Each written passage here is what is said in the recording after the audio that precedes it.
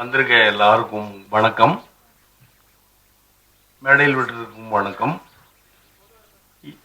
போட்டோகிராஃபருக்கு வணக்கம். வந்திருக்க எல்லாருக்குன்னா நீ எல்லாருமே போட்டோகிராஃபரு தனித்தனியா சொல்லக்கூடாது. யாரும் விட்டு போயிடல, ஏன் விட்டு போச்சுன்னு சொல்லுவாங்கிறத எல்லாருக்கும் வணக்கம்.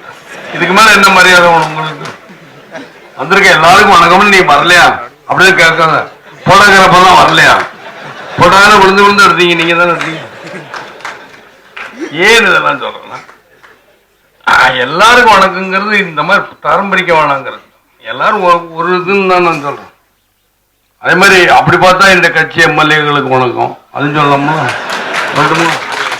எதுக்காக நான் சொல்லல, என் கட்சிக்காரங்க இதான் எதுனா தேசிய முற்போக்கு திராவிட கழகத்துக்கு வணக்கம் சொல்லணும்.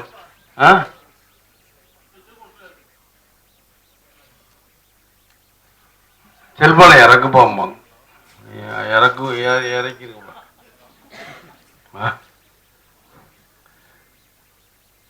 இந்த படம். அந்த முதல்ல இந்த படத்தை பத்தி நான் சொல்லிடுறேன், அப்புறம் நம்ம ஏதாவது வச்சுக்கணும்.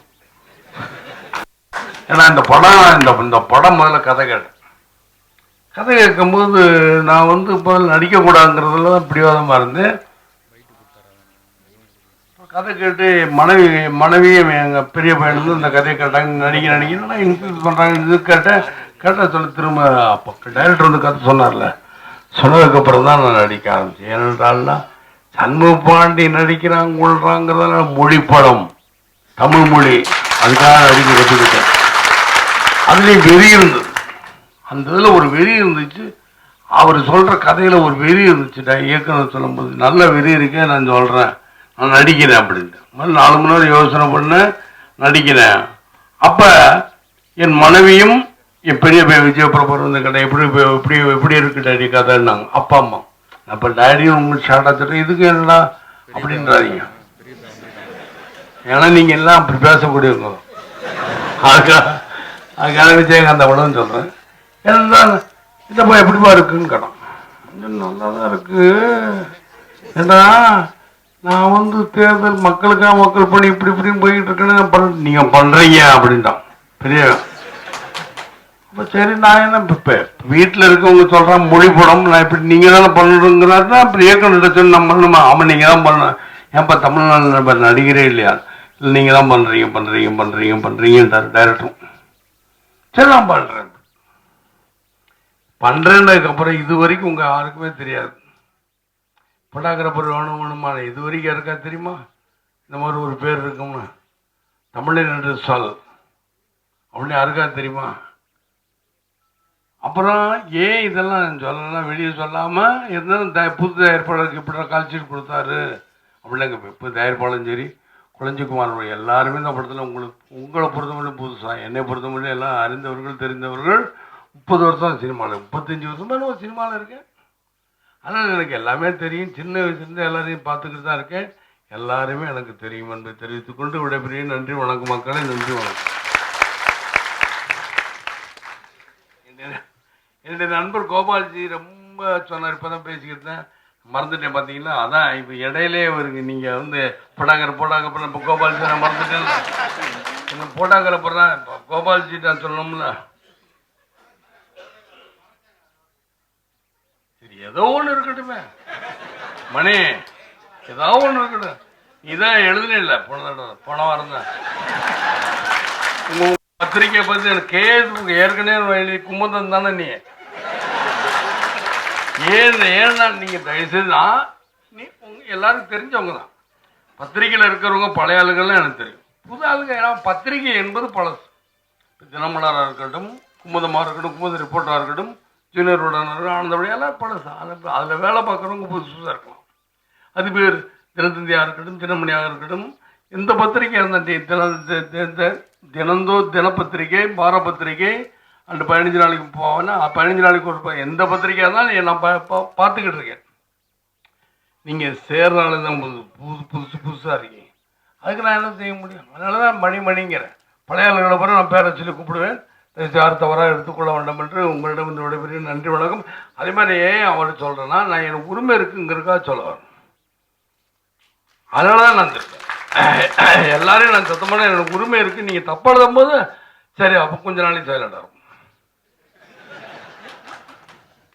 ஏன்னா உரிமை இருக்குல்ல, எதுக்குமே உரிமை இருக்கு. விஜயகாந்துக்கு எப்படின்னா மனசுல பட்டா பேசுவேன், நடிக்க தெரியாது.